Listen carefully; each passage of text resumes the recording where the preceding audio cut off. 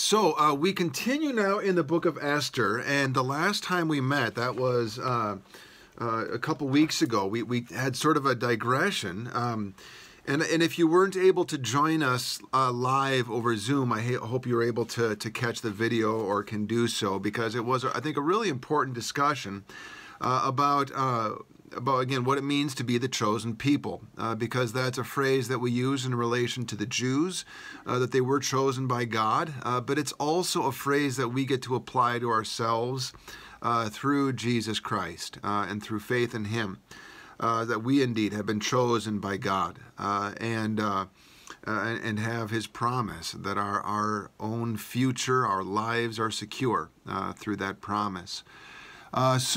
We're going to now go back into Esther and spend time with this chapter 7.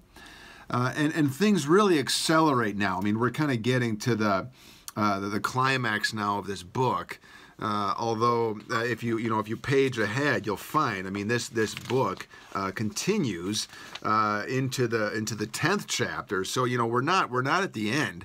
Esther's kind of a strange book in that way, that we do have this dramatic climax, but nonetheless there's still more to say. And so we'll have to examine that. But so here we are again, sort of this dramatic moment in the book. When Esther has invited the king and Haman to this feast. And I think this is doubly interesting for us because, when we do celebrate 12th night, and again, that service was canceled tonight, but we often do read, the story of the wise men and their visit, and King Herod and the Holy Family, Jesus, Mary, Joseph. And here at St. John's, we've sort of had some fun over the years, sort of booing and stomping when we hear about Herod, and we cheer for baby Jesus, which comes from the traditions of Purim, from the Jewish celebrations, the telling of this story of Esther. And so the Jews would boo and stomp when they heard that name Haman. And now we hear about his downfall here in this 7th chapter. So Esther chapter 7, verse 1. Okay, the banquet, the invitation has been issued. So now we continue. So verse 1. So the king and Haman went in to feast with Queen Esther. On the 2nd day, as they were drinking wine, the king again said to Esther, "What is your petition, Queen Esther? It shall be granted you. And what is your request? Even to the half of my kingdom it shall be fulfilled." All right, so one of the things to notice here is those moments in this book when Esther is referred to as the queen. She's not always referred to as the queen. Sometimes she is simply called Esther. But now, especially in this chapter, you can kind of go back and keep track of this. In this chapter, we're going to see that name, queen, that title, come up quite a lot. Because now, Esther, really, she is having her way. She is sort of directing these events. And throughout all of this, we keep noticing that it is God who is directing these events, okay? That God is sort of this silent actor in this book, but very much, it is God who is really in charge here. Really right now, God is working through Esther very much. Esther really gains the upper hand. And one of the ways that this book calls our attention to that is that really now she is the queen. All right, she is not just Esther. She's not just some exile girl living in Persia. She is the queen. She is right there with the king now, making decisions, calling the shots. So in this chapter, again, if you, just for kind of a fun way of going back through Esther, you could sort of go back through these chapters and look for those places where she is given that title. And this is one of them. And now really in chapter 7, that's highlighted. It really comes to the fore that Esther is this royal. She is the queen. So we're going to see that title come up a lot in this chapter. And in verse 2, on the second day, now of course, what is the king doing? He's drinking wine.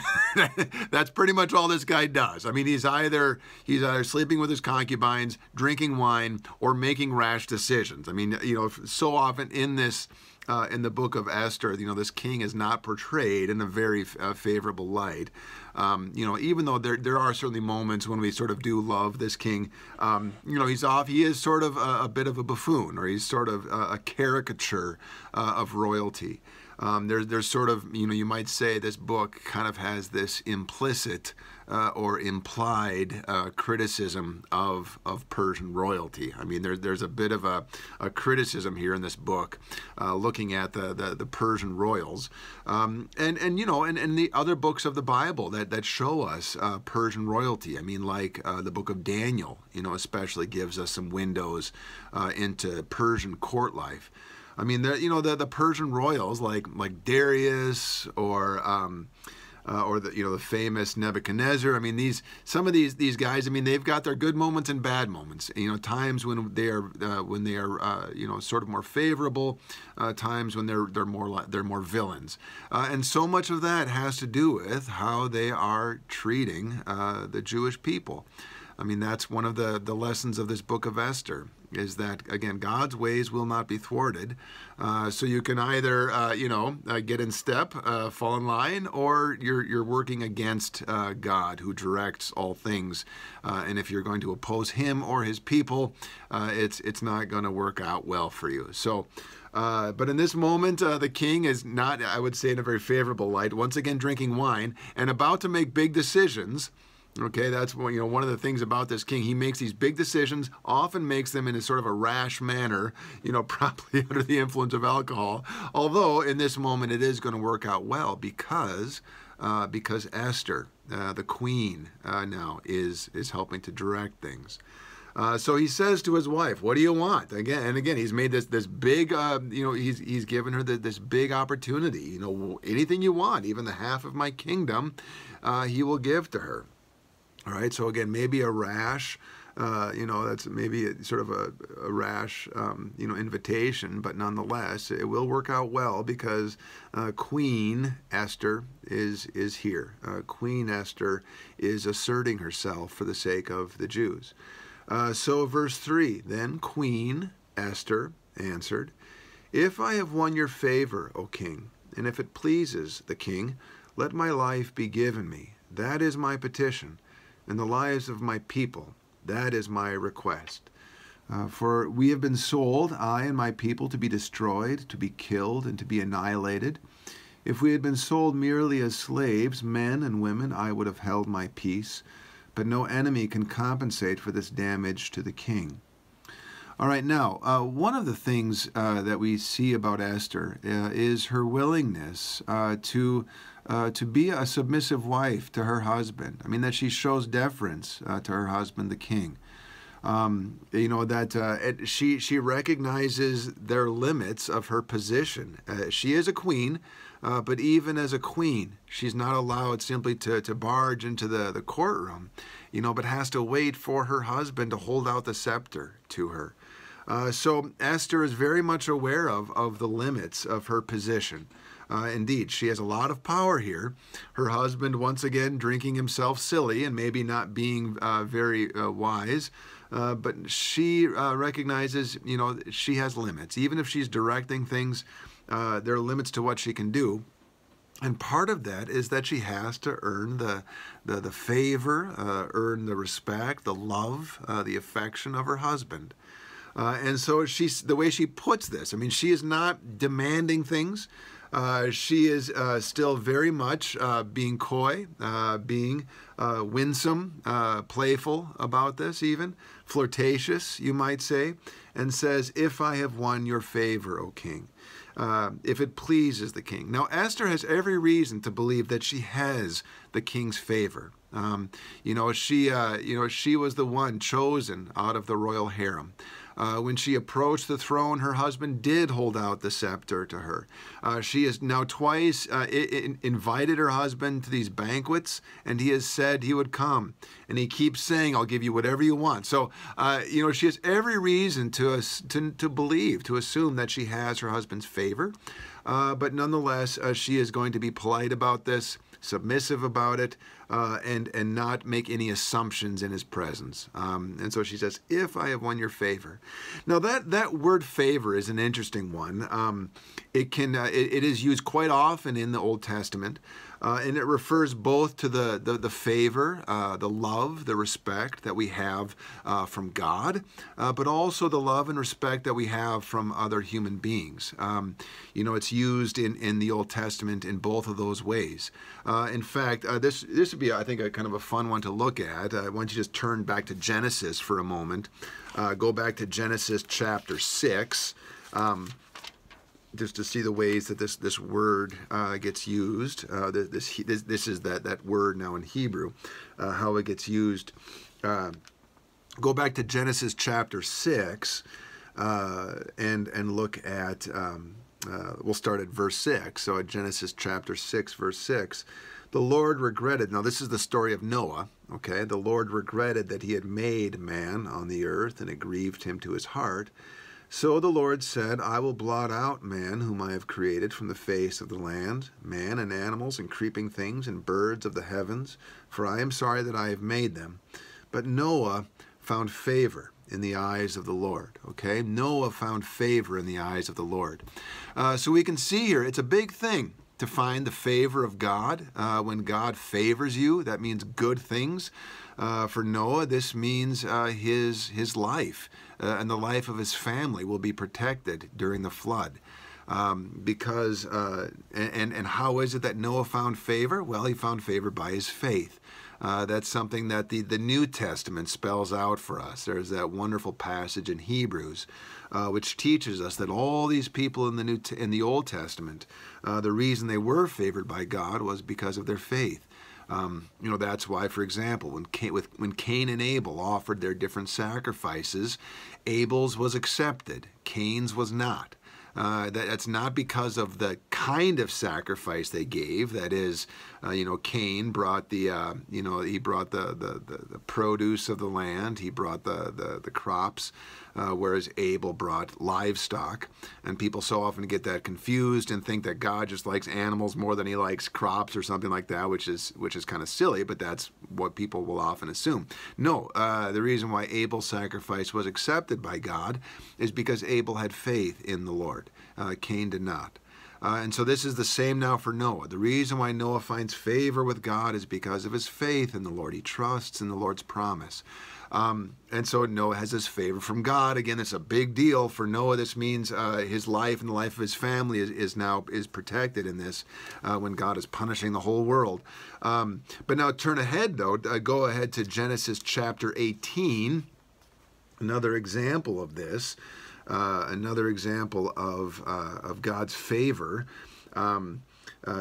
Genesis chapter 18, you'll recognize this story. The Lord appeared to Abraham by the oaks of Mamre as he sat at the door of his tent in the heat of the day. He lifted up his eyes and looked, and behold, 3 men were standing in front of him. When he saw them, he ran from the tent door to meet them and bowed himself to the earth and said, O Lord, if I have found favor in your sight, do not pass by your servant. Let a little water be brought, etc. And then you can just kind of skip down to verse 9, whereas Sarah, your wife, she's in the tent. Verse 10, the Lord said, I will surely return to you about this time next year, and Sarah, your wife, shall have a son. Okay, this is Abraham and Sarah in the time when they were still waiting. God has given them the promise. God has told them they will be parents. Abraham will be the father of many nations, more than the stars of the sky, but they're still childless. But Abraham says, if I have found favor If I have found favor from you, O Lord, do not pass me by. And indeed, God has given his favor to Abraham. He repeats the promise to them. You will have a son. It will even happen by this time next year. So now God has even put a time frame on it to reassure them. So now again, I mean, to have the favor of the Lord, this is a big deal. For Abraham, this is the promise of the Christ. Because the promise to Abraham and Sarah, when they're going to have a child and be the parents of many children, this is the promise that their child, their seed, will be the Messiah. So many generations later, their child is the Christ who will save his people and all the nations of the world. So again, very big promises here. But turn one time now just to Genesis chapter 33. Hey there, sweetie. Okay, yeah. Go to Genesis chapter 33. And now we get into the story of Jacob and Esau.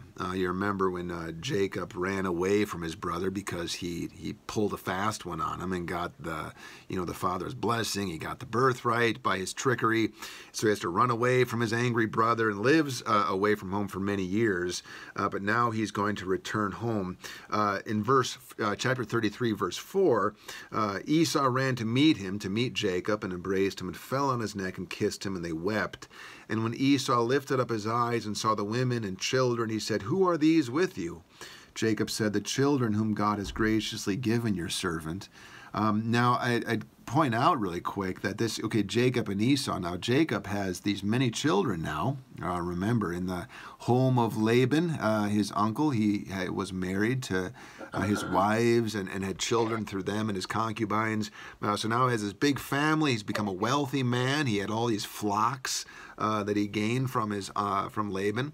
And so Esau says, "Who are these people?" And Jacob says, "These are the children that God has given," how does he say it? "Your servant."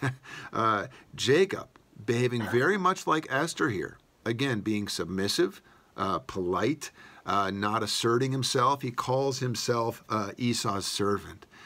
So this is the way of God's people, to be polite and submissive, to be respectful, especially in these situations of great stress and in these critical moments. Jacob, like Esther, calls himself your servant to his brother. And then verse 6, the servants drew near, they and their children, and bowed down. Leah likewise and her children drew near and bowed down. And last Joseph and Rachel drew near, and they bowed down. Esau said, "What do you mean by all this company that I met?" Jacob answered, "To find favor in the sight of my Lord." And now in this case, when Jacob says this, when he says my Lord, this is not the name Yahweh, okay, the name of God, the name of the Lord, that is translated Lord in our Bibles. This is the other Hebrew word that means Lord, which can refer to people. Okay, so Jacob is calling Esau his Lord, and he says he wants to find, and there that word is again, he wants to find favor in Esau's sight. So again, this word, it can be used in both of these ways. That is, we can find favor from God, as well as favor from our fellow believers, fellow human beings. But in all these cases, notice that this word is a big deal. Jacob is looking to have a reconciliation with his brother, with his family. He wants to come home again. And so a big deal now to find favor in the sight of his brother. So go back to Esther. Again, this word is all over the Old Testament, especially in the Pentateuch. It comes up also a lot in Proverbs. But I think it's helpful in Genesis just because you can see some of the different ways that it gets used in these different contexts. And so this is what Esther is hoping now in Esther chapter 7, verse 3. She has every reason to expect the favor of her husband. But she is not going to assert that or assume it.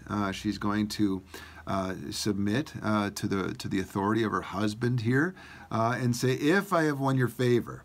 And now again, she believes she has. She wouldn't even be speaking like this if she didn't have good reason at this point. And if it pleases the king, she says, "Let my life be given me." This is what she wants: her life and the lives of her people. She is asking for the king. Well, she doesn't even say it yet, but she is going to be asking the king essentially to undo his decree, this decree of destruction for the Jews of Persia. She's going to be asking him to undo this. And so she says, and again, she's not putting all of her cards on the table just yet. She is being a bit coy about this. She's being a bit strategic, political. Verse 4, she says, "For I have been sold, I and my people, to be destroyed, killed, annihilated." And right here, what she's allowing, and this is just a brilliant move on her part, she is allowing her husband to be her protector. She is, you might say, appealing to his vanity here, or simply asking him to do a husband's job. Please, husband, I want you to protect me right now. And he does. He accepts that invitation. He will be a husband for her. He will protect her. And then at the second half of this verse now this does get kind of tricky in the translations. And so if you compare various translations here of verse 4, you'll find that they don't always match up. I mean, there's kind of different versions of how this comes out. But we can get the drift of it nonetheless. She says, if we'd been sold as slaves, I would have held my peace, okay? If that were all, if we were just going to be slaves, fine. I mean, in some ways, this is just kind of the political reality of living as an exile in Persia at this time. I mean, that exiles, these Jews here were traded as slaves all the time. I mean, this wasn't a big deal. I mean, fine, if we're going to be slaves, okay. She says, I could hold my peace, but... this especially is the part where it's more difficult to translate. I'll just read the NRSV where it says, "No enemy can compensate for this damage to the king." Or in the King James, "The enemy could not countervail the king's damage." The point is, and this is the drift of this is what we need to notice, is that Esther, once again, is appealing to her husband's vanity, or, it's in his best interest. I mean, she's putting this in terms that are in the best interest of the king. She talks about the king's damage, or damage to the king. She doesn't want her husband to suffer. She knows, I mean, now the king's, he's had a few drinks at this point. He might be thinking a little bit more selfishly at this point. And so she puts it in terms to say, like, I won't let you suffer, my husband. I won't let you suffer, dear king. No enemy could compensate for that. Okay, so now in what sense would the king be damaged here? Well, on the one hand, I mean, if all of these people in his kingdom are going to be annihilated, that itself, of course, is great expense. I mean, remember, Haman, I mean, the way he got this worked out in the first place was by promising to pay for it himself. So just the annihilation of this Holocaust itself is expensive. Then again, so would be reversing that decision. At this point, I mean, the king is going to be paying out money one way or another. If this decision is reversed, if he puts a stop to this destruction of the Jews, that also is going to be expensive for him. He's going to have to, write this decree, send out messengers all over his kingdom. So it's possible Esther is referring to that. Or it would also be certainly costly to the king if all of these people were destroyed. I mean, this, again, Esther points out, she and her people could be slaves, and she would hold her peace about that. So perhaps Esther is simply saying to her husband, look, my people and I could be slaves, or hey, at least you're going to get taxes out of us. So, you don't want to wipe us out, because that would be destructive to the king. Again, it's hard to translate this, and so it is hard to pin down exactly what Esther is saying here. But the thing that we can be sure about is that Esther is pointing out to her husband that she is thinking about his interests here. She is not being selfish. She's not asking to be spared for her own sake, but for the king's sake here. She is very, very smart. She is wise. She knows she knows how to sort of get herself in the king's favor here, and really meanwhile the whole time it does seem like the king really is her plaything. I mean, she is the queen, and she's in a sense got him eating out of her hand. But I mean, again, she'll do it in a way that is submissive and shows respect to him. And so then, verse 5, King Ahasuerus said to Queen Esther, "Who is he, and where is he who is presumed to do this?" Okay, so at this point, again, she's not showing all of her cards. The king, all he knows at this point is that somebody wants to kill Esther and all of her people, and he has no idea that actually he himself signed this order. I mean, think about that at this point. I mean, the king is looking for some enemy that he is needs to defeat here. But meanwhile, I mean, what was that old cartoon? We have seen the enemy and they is us. That's the king here. The king is the one who did this, although Esther is going to show him that there's another villain in the room, a scapegoat that they can blame, the villain Haman. So who is he? Who's done this, he says. In verse 6, Esther said, "A foe and enemy, this wicked Haman." Then Haman was terrified before the king and the queen. Now this is really a sort of a lovely moment in this book of Esther. Because really at this moment you can see how as husband and wife they really have been joined as one at this point. I mean, now suddenly their interests are very much aligned. I mean, they have this common enemy, as much as this king and queen have a very strange marriage, I mean, that he has to hold out the scepter for her to approach him. She has to keep inviting him to these banquets just to get a hearing. I mean, it's a strange marriage and one that probably looks pretty foreign to all of us. Nonetheless, in this moment, there is this joining. I mean, the two become one. In this moment, we really do see the two become one flesh.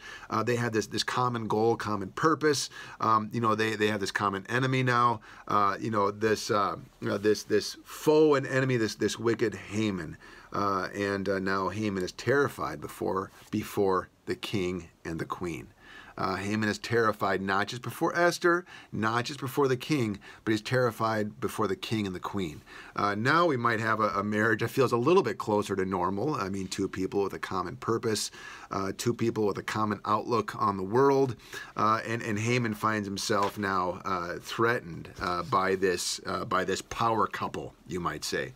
That's something we often hear about in the news. I mean, these power couples, like, I don't know who's the latest one. I mean, Jennifer Lopez. Who did she just marry? I mean, was that some of you guys know that. Somebody here keeps up on current events, right? Jennifer Lopez. Who did she just marry? Somebody shout it out.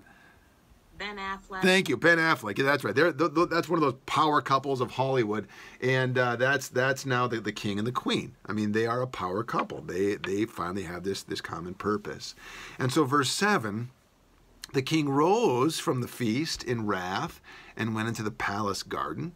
But Haman stayed to beg his life from Queen Esther, for he saw that the king had determined to destroy him. The king, I mean, this is very interesting. I mean, he sort of needs to collect his thoughts here. This interesting king who, often relies on the advice of others in his court before making decisions, often needs the counsel of others. At this moment, he needs to be alone.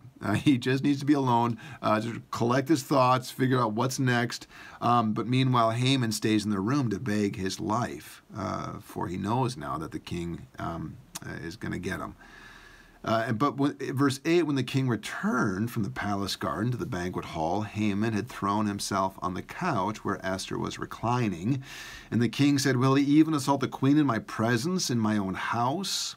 As the words left the mouth of the king, they covered Haman's face. Now, this is interesting.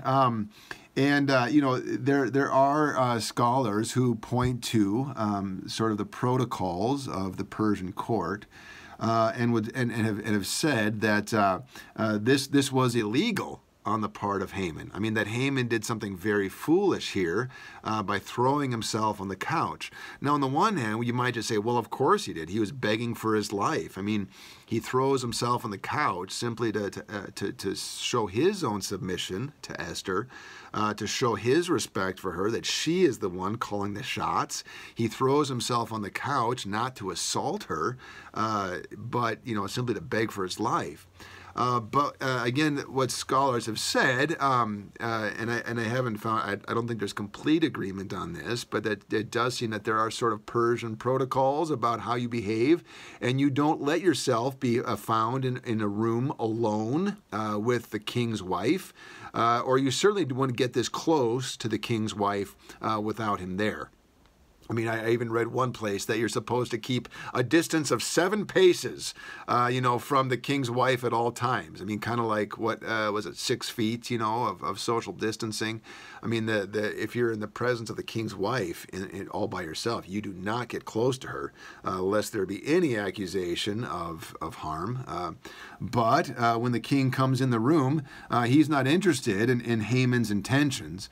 I mean, already he has determined that Haman is going to die because Haman has threatened the queen's life. And so, as soon as he comes in, he accuses Haman of assault. Whether that's a fair accusation or not, it doesn't matter. It is the king whose opinions matter. This king gets to decide who comes into his courtroom or not. He can certainly decide that if Haman, his prime minister, has gone too close to the queen, then his time's up. And so he, interestingly, in verse 8, you'll notice this. It does say Haman, he threw himself on the couch. In the King James, it actually says that he fell upon the bed where Esther was. Now, that verb is kind of interesting, actually, because, in the one case it's translated he threw himself, or in the King James he fell. It's the same verb, actually, in Hebrew that Haman's wife used when she told her husband, you're a dead man. She said, I mean, this was back at the end of verse 6. At the end of verse 6, you might recall it was in Esther 6, verse 13. She said, if Mordecai, before whom your downfall has begun, is of the Jewish people, you will not prevail, but will surely fall before him. I mean, there it is. I mean, your downfall is coming. You will fall before Mordecai. Interestingly, he does that. This is that same verb now. He falls onto the couch. And you might say that Haman, at least in this moment, I mean, he's still acting of his own volition. I mean, he himself is making himself fall. But what we find out is that is Haman's problem. I mean, Haman is his own worst enemy. I mean, it's when Haman is trying to be in charge, trying to direct events, that he really gets himself into trouble because he's always doing those things against the will of God. And so Haman's downfall is right here. He falls on the couch thinking he's begging for his life, but that is his downfall. That is his final undoing. That's all the excuse that the king needs. You're going to get that close to the queen in my presence? Forget it, pal. You're done. And look at this too in verse 8. This is also kind of interesting. I think it can sort of get lost in the translation. It says, as the words left the mouth of the king, they covered Haman's face. Now, actually, I do think that the King James is actually a little more clear at this point. The King James said, as the word went out of the king's mouth, they covered Haman's face. Now, I think that can be a little bit interesting because in the NRSV, it almost sounds like it's the words that cover Haman's face. That these words come out of the king's mouth and just kind of splat right there on Haman's face. And that is kind of an interesting way of thinking about it. I mean, the king's rage is just boiling over at this point, and that just kind of slimes. I mean, we all know what that's like when somebody's angry and you feel slimed. I mean, you just kind of feel covered in that person's anger. That's not actually, however, what the Hebrew literally says. And that's why the King James is helpful here, because it says, as the word, singular, the word went out of the king's mouth, they covered his face. So it's not the word that here that's really covering his face. It's the people in the room. I mean, literally, Haman's face is covered. I mean, it sounds like what's going on here is this is kind of the handcuffs going on Haman. I mean, they perhaps put a sackcloth over his head. I mean, he's getting bound up and tied in this moment. I mean, the king speaks. He is full of rage, and the attendants who are in the room immediately tie up Haman. I mean, they cover him. They literally cover his face. It's interesting in Esther. I mean, I think so often we've seen in Esther how clothing, I mean, and what people wear is actually a part of the story. I mean, whether it's, Mordecai gets dressed in the king's robe, or they put on sackcloth. I mean, there's all kinds of ways that people really show that the story through what they're wearing. And in this case, Haman, his face is covered.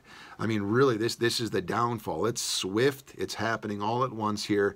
In verse 9, sort of the final, the icing on the cake. Harbona, verse 9, then Harbona, one of the eunuchs in attendance on the king, said, "Look, the very gallows that Haman has prepared for Mordecai, whose word saved the king, stands at Haman's house 50 cubits high." And the king said, "Hang him on that." All right. This eunuch knows about this giant gallows. I mean, remember, this was huge. I think it was 75 feet high. I mean, just an absurd instrument of execution. That Haman prepared for Mordecai. And it's interesting, this eunuch knows about it. I mean, clearly, the kind of word was getting out. I mean, people were talking about this thing. Everybody knew that Haman had it in for Mordecai. Everybody knew that he'd built this gallows, this giant gallows at his house. And so Haman says, well, if you're looking for some way to get rid of Haman, king, if you're looking for some way to execute him, there's that gallows. And the king says, hang him on that. That's perfect. Just what we needed. So verse 10, so they hanged Haman on the gallows that he had prepared for Mordecai. Then the anger of the king abated. This sounds similar to other moments in the book of Esther. I mean, the king was mad when Vashti, his queen, former queen, his wife, refused to come in, and then he got all upset, and then he had this plan to put her out of the royal position and to find a new queen, and finally he calmed down. I mean, this is not the most sympathetic figure in the Bible. This King Ahasuerus, a very temperamental man, but now at least he feels better that Haman is out of the way. So we're going to pause there. We get through this whole chapter, this whole 7th chapter. But the drama is not done because there still is this decree from the king that all these Jews are going to be killed, destroyed. I mean, we can at least, I think at this point, have some comfort believing that the king is finally aware of this wicked plan and hopefully will do something about it. And at the very least, we can take comfort that the architect of this plan is finally dead. The man who stood up against God and his people. And again, even though God is not mentioned, I mean, it is the Lord who is really at work throughout this book. I mean, there's so many ways that Esther tries to tell us that. Or just remember, this is God. This is the way God acts to save His people. That even if God is not mentioned by name, this is the Lord's doing. It's the Lord who acts like this over and over again in the Scriptures to save His people. I mean, in this chapter, we kind of spent some time looking at that word favor. I mean, that's kind of one of those signposts. I mean, that's one of those little flags where the author's saying, yeah, this is what it means to have the favor of not just King Ahasuerus, not just the Persian king, but the favor of the holy king, the King of Kings, the favor of God. To have His favor means protection. It means that evil plans will be undone. So we come to the end of chapter 7. Again, this is really climactic. These are these climactic moments in this book, even though there is still a lot to come, some important actions to come. But we really finally see now, that again, to have God's favor really does mean protection. It really does mean that your life is in His hands, and that you do not need to be afraid of your enemies. So we'll pause there and then ask thoughts, questions, reflections, comments. What do you think about this chapter, this climax in the book of Esther? What do you think? Pastor, Yeah. regarding the word favor, Yeah. We as a people tend to contrast things with the Bible or with God and with ourselves. Yep. You know, like you said in your service a couple of weeks ago, what God said do, you don't. What Yeah. God said don't, That's right. do. Yeah. Okay, so it's amazing to me how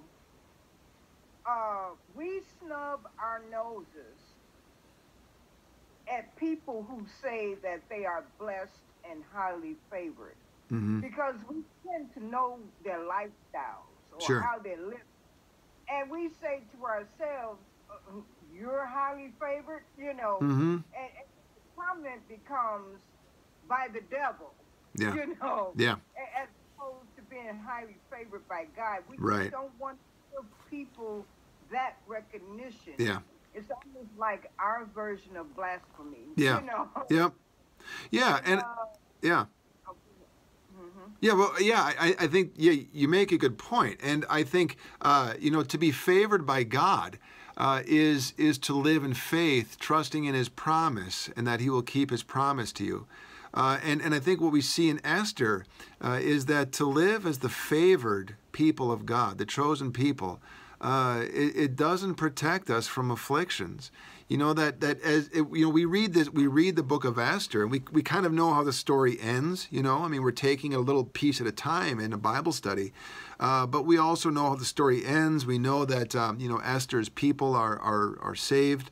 But in our daily lives, we don't always see that salvation every day. We don't always see that protection. What we so often see is the crosses that we carry, and it can lead us to despair, to give up hope, just to kind of feel resigned that it's always going to be like this. And so, yeah, I mean, for people who are favored, I think it's easy for us to poo-poo it, like you say. I mean, to kind of say, you can look at other people's situations or circumstances and say, that they're not as favored as they think they are. But I mean, Esther would reassure us, hang in there. Don't judge things by your current circumstance. Judge things by His word. Does that make sense? Yes. Yes. Yeah. It's a good comment. Yeah. Yeah, and that is one of the great things about, I think, looking at a book like this, little, piece by piece, sort of chapter by chapter, is that we don't see the resolution all at once. We spend weeks looking at Esther, where we see the threat, the fear, the wicked plans, and we don't see the resolution all at once. But we know it's coming, and that would be faith. I mean, to know it's coming, to know that God's word will abide, God's word will stand. Yeah, good. Other comments, questions? I don't think that you said this, but maybe like somewhat close to that. But that Esther is a female. Yeah. Doing a Christ-like action, Mm-hmm. whereas she is going before the king, Yeah. where she knows she could Right. get killed, Right. and sacrifice. She's offering herself as a sacrifice, Yeah. hoping to gain favor. That's right. Not knowing for sure if she would. Yep. In order to save her own people. Yeah. Which is exactly what Yeah. Jesus did. That's right. He was the sacrifice Yep. to save His own people. Yeah. I do love that this is, she's a woman doing this. Like every mother would do this. Mm-hmm. Well, not every, you know what I mean. Yeah. Every mother would do the same thing. They would offer Yeah. her own life for her children. Right. So this is a wonderful example of, I actually think that most of the women in the Bible are pretty awesome. And many of them are pretty awful. Well, yeah, but like most of them, the women in the Bible Yeah. all have a specific job. Yeah. If a woman is mentioned in the Bible, there's a reason for it. And we have lineages and lines Sure. and lines. Yeah. Yeah. And most of those names Yeah. we don't know. Throwaway But the women in the characters, yeah. Bible, yeah, the women in the Bible, Yeah. most of their names Yeah. Sure. we know. Yeah. Yeah. Yeah. And I think that Esther she's showing that you don't have to be a man Yeah. Yeah. just Right. to sacrifice for your Yeah. people. Right. Yep. Yeah. No. Esther's. Yeah. You're right. I mean, Esther standing before the king like this for the sake of her people. That's very much an allusion to Christ. I mean, that really points us to the sacrifice of Jesus. Yeah. I mean, Christ in the halls of Pilate. I mean, for the sake of his people. And another one is just this chapter that we read today, where the gallows there in verse 9, the very gallows that Haman has prepared for Mordecai, hang him on that, that the instrument of execution designed for the destruction of God's people became their vindication. And of course that is really points us to the sacrifice of Christ. That, that the devil prepared this, or you could say it's the devil who prepared the cross. It was sinful human people who prepared the cross. Both would be correct. But that instrument, again, the very gallows that he prepared for Mordecai. The cross that they prepare for Christ has become our salvation. So yeah, I mean, these things really do point to Christ. So yeah, I think really it's very nice to look at Esther again, where God is not mentioned by name, and yet see, boy, God just he put his fingerprints all over this one. It's not hard for us to see and appreciate just the beautiful way that Esther points us to Jesus. Yeah, that was a wonderful point she just made. Yep. Because you kind of got the sense of something like that, but she brought it home. Yep. Because out of all the women in the Bible who stood out, I think Esther, that's why she had her own book. Yeah. But, yeah. And like you said, to not mention God in it, I mean, it's just amazing how Christ-like Yeah. he really was. Yep. Yeah. Yeah. Yeah. And Esther, it's, again, I was sort of somewhat joking when I said, yeah, there's some really awful women in the Bible too. I mean, that's the truth, is that when you look at the Bible, we so often find just very sinful people like us, and so we can relate to them. I mean, so you get all kinds of, you get some women who are pretty nasty. I mean, the wife of King Ahab, Jezebel. I mean, she was a piece of work. I mean, so you get some of these super villains too. But and Esther, she certainly had her weak moments. I mean, it seemed there for a while. I mean, she was going to just kind of get along. I mean, she just do what it took to kind of stay under the radar to save her own life. Her cousin had to say to her, come on. I mean, this is why God put you in this position. So certainly Esther has her moments. I mean, and again, that's good for us because it allows us to relate with her, to recognize herself and her story. But yeah, she is a wonderful character. And as some of the female characters in the Bible go, she is one of the real heroes. So one question, why would you build a gallows 75 feet high? You know how hard it is to build one 10 feet high, probably? Yeah, because time, yeah. Just as an example, I guess. Yeah. Coming back to, yeah. Like, really? Right. It was literally talk about overkill. It was. That's it. That's right. It was the perfect size for his ego. Yeah, I mean, he wanted everyone to see it. Yeah, I mean, he wanted everyone to know. I did this. That's right. This yeah. is me. Yeah. I mean, again, this book really pokes fun at the Persian court. And this happens not just in the Persian court. I mean, the Bible also has plenty of criticism for the courts of Israel and Judah. I mean, God's own people. But I mean, this book just is making kind of these Persian officials look silly. I mean, that they never do anything. Just remember, how did this book begin? I mean, the king is having this banquet that just goes days and months and all of that. Wow. Marn, you okay? it just fell off my roof. Oh. I'm sorry. Okay, as long as I thought you had a heart attack. As long as you're okay. Okay, all right, good. No, somebody else is saying something. But yeah. you wonder too, what really straw that broke the camel's back basically was when he walked in and she's on the couch or bed with him. You wonder if he wouldn't have been there if he would have had the same. Yeah, that's right. Yeah, I know. But there's no turning back now.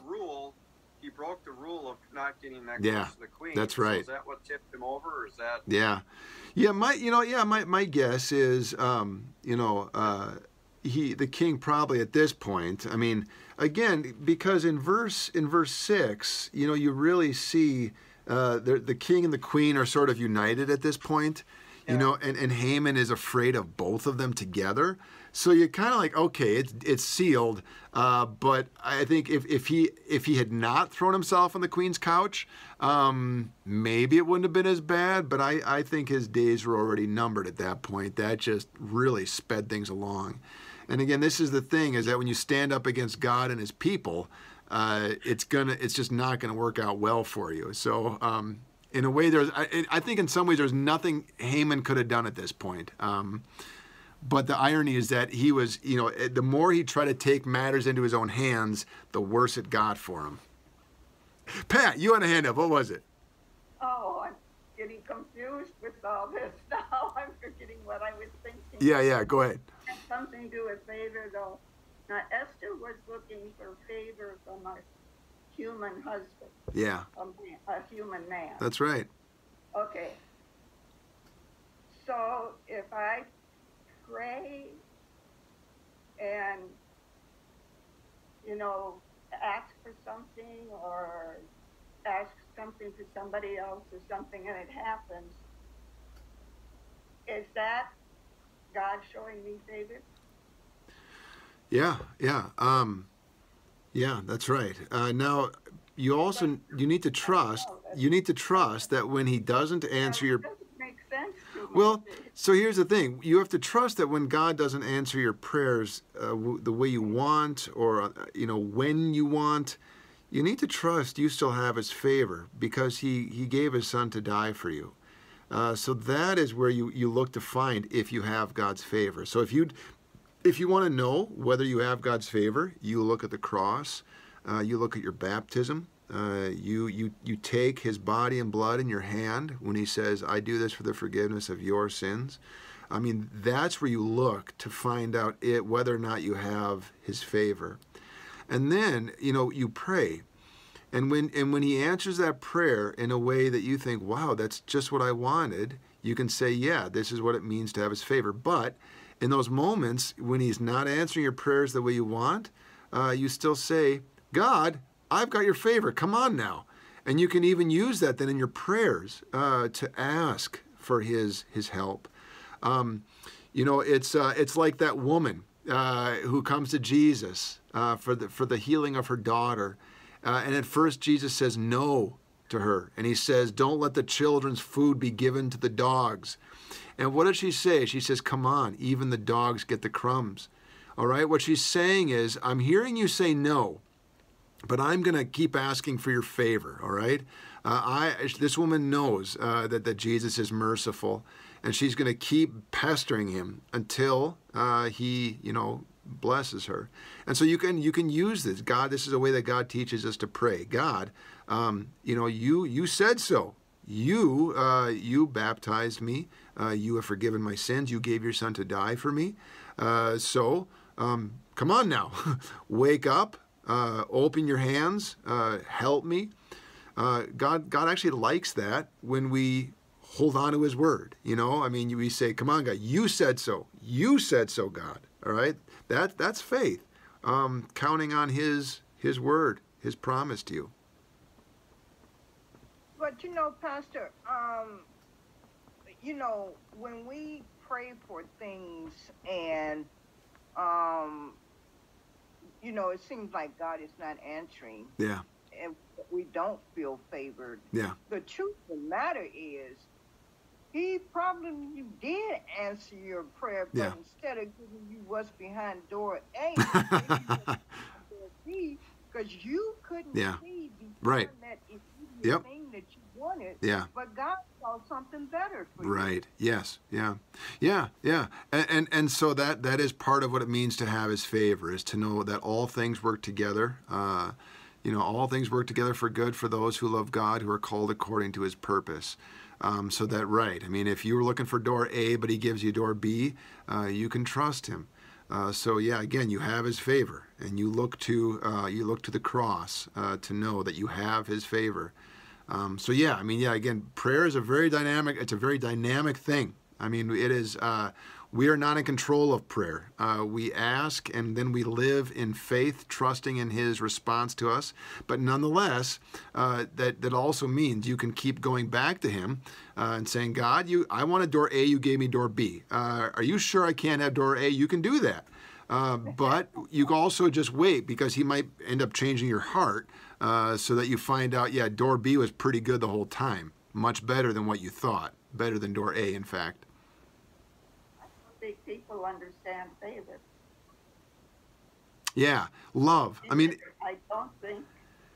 Yeah, it's not the kind of like do me a favor. It's another word for love. It's a word for having to be, again, using that word from last week. It means you are chosen. It means you are one of God's chosen people. You have His favor. You can expect good things from Him. Again, it's like Jacob saying to Esau, I hope I have your favor. I hope you're going to welcome me home. I hope we're not going to keep fighting. I hope you're going to be kind to me. I mean, all of those things are favor. To have God's favor means all of those things in a very big way. That's why I tried to say, Esther was looking at a human man for favor. Yeah. So that really isn't the same. Yeah. Yeah. Yeah. Well, again, we want the favor of others. We do seek the favor of others. We hope. I mean, that's not the same as God. Yeah, God's favor is, and that's, the beautiful thing is to seek God's favor. I mean, we have a much bigger promise about the favor of God, because He has already given it to us through His Son Jesus on the cross. Yes. Yeah, so when you seek the favor of God, you're building on a much firmer foundation that has already been laid for us.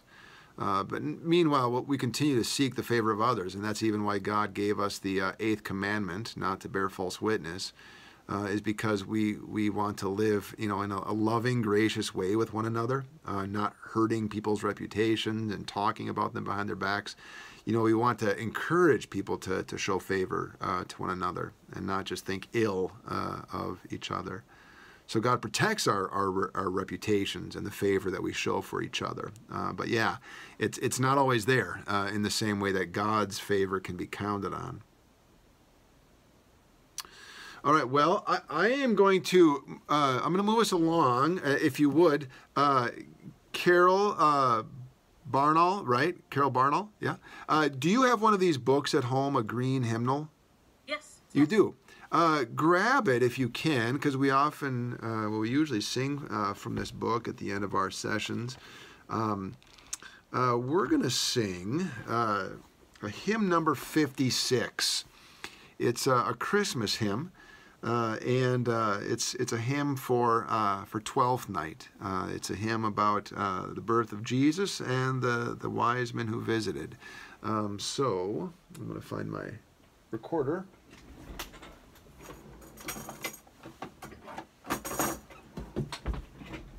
All right, I'll try to play a little bit of this.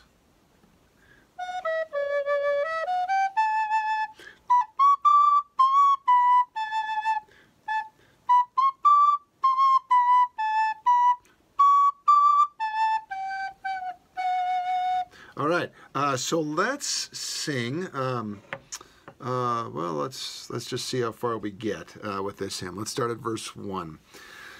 The first Noel, the angel did say, was to certain poor shepherds in fields as they lay, in fields where they lay keeping their sheep on a cold winter's night that was so deep.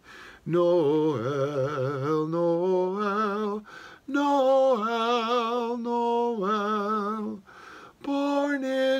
King of Israel.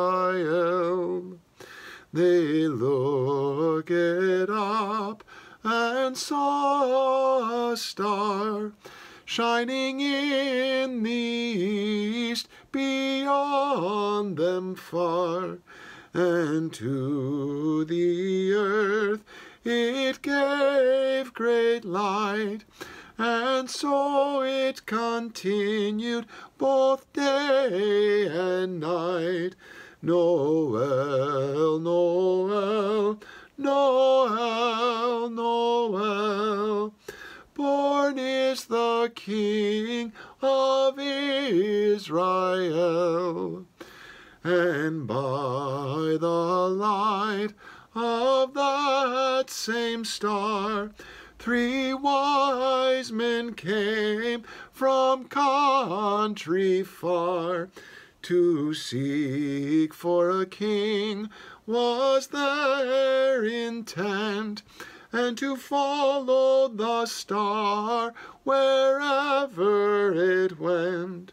Noel, Noel, Noel, Noel, born is the King of Israel.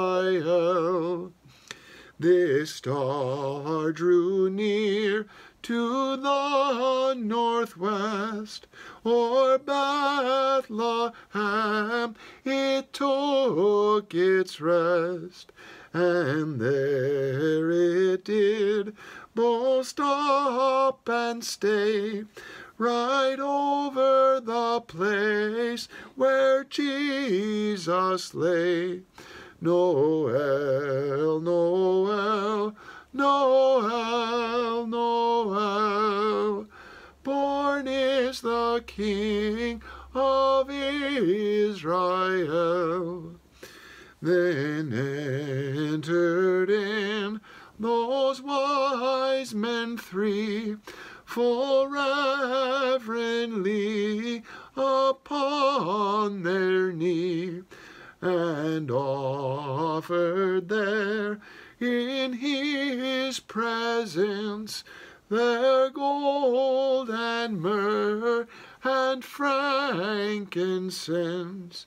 Noel, Noel, Noel, Noel, born is the King of Israel.